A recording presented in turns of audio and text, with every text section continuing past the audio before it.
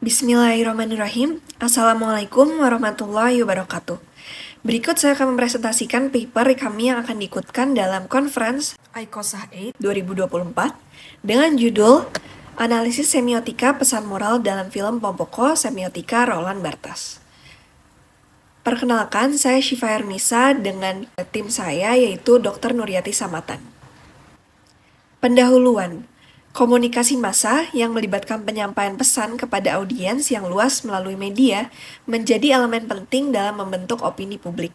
Film sebagai seni visual dan naratif sangat mempengaruhi pikiran dan emosi penonton. Pompoko pada tahun 1994, film yang mengisahkan perjuangan Tanuki untuk mempertahankan habitat mereka dari pembangunan manusia. Film ini juga meraih 49 Mainichi Award untuk film animasi terbaik. Pesan moral memiliki peranan penting dalam karya sastra maupun kehidupan sehari-hari, sebagai suatu nilai atau ajaran yang ingin disampaikan kepada pembaca ataupun penonton. Kajian teori. Penelitian ini menggunakan teori semiotika Roland Barthes untuk menganalisis konstruksi makna dalam konteks mitos. Barthes mengemukakan bahwa mitologi adalah bagian dari ilmu tanda dan menyatakan semiotika sebagai studi bentuk yang terpisah dari konten. Dalam semiotika Roland Barthes, tanda memiliki dua tingkatan penting, denotasi yang menghasilkan makna eksplisit dan konotasi yang melibatkan makna tidak eksplisit dan terkait dengan operasi ideologi atau mitos. Dengan menggunakan pendekatan semiotika Roland Barthes, penelitian ini mendalami cara di mana mitos memengaruhi struktur komunikasi simbolik dan mengeksplorasi kompleksitas dalam pembentukan mitos. Metodologi.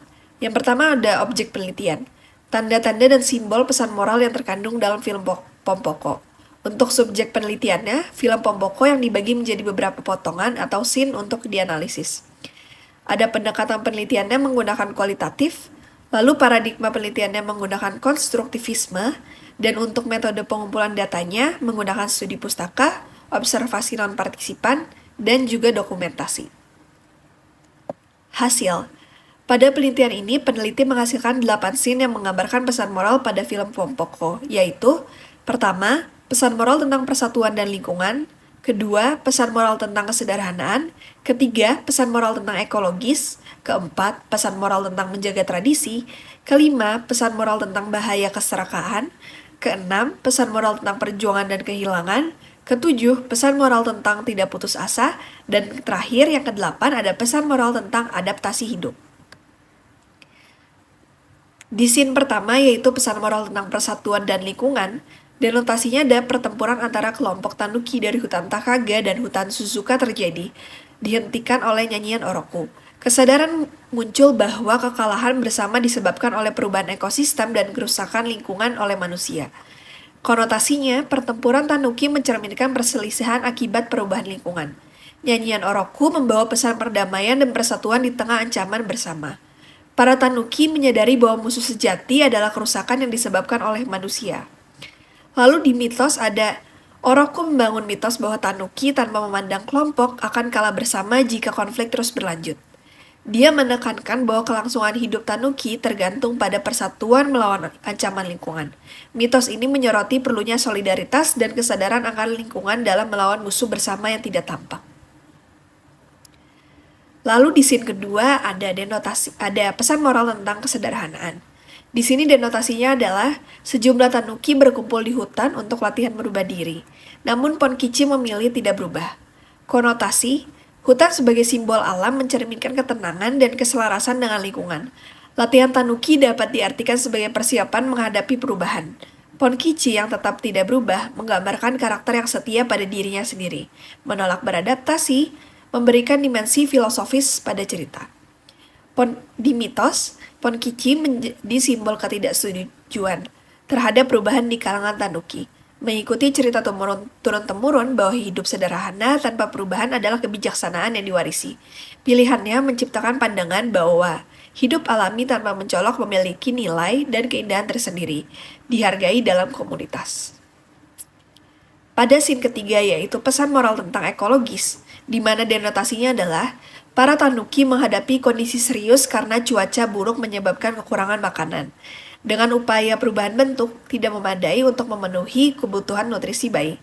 Beberapa tanuki menghadapi resiko kehidupan seperti tertabrak mobil ataupun terjebak oleh para manusia. Konotasinya adalah cerita mencerminkan kekhawatiran ekologis akibat pembangunan manusia, menggambarkan kesulitan tanuki dalam mencari sumber daya alam yang semakin langka.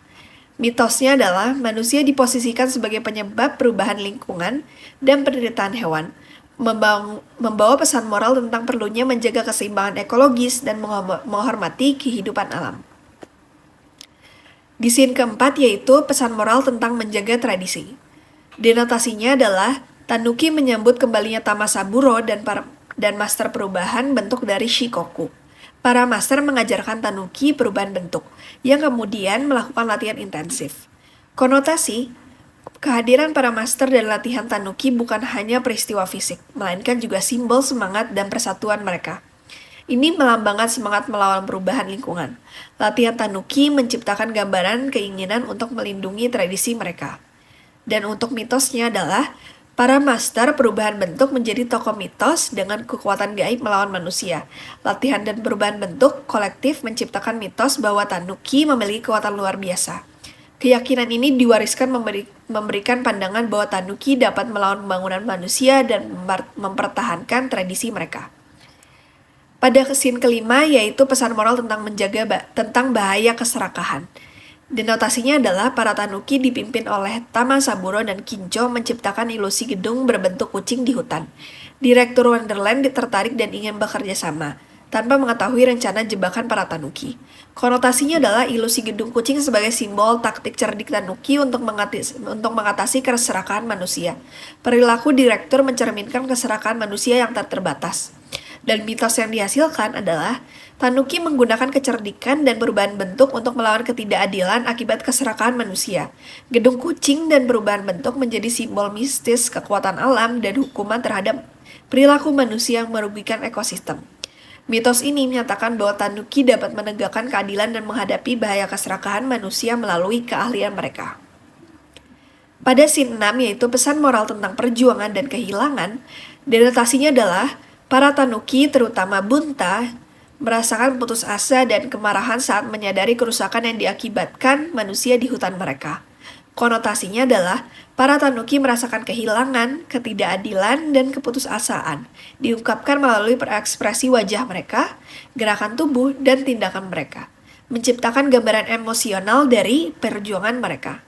Mitosnya adalah manusia dianggap sebagai penyebab malapetaka dan diidealkan sebagai musuh dalam pertempuran tanuki mempertahankan habitat mereka.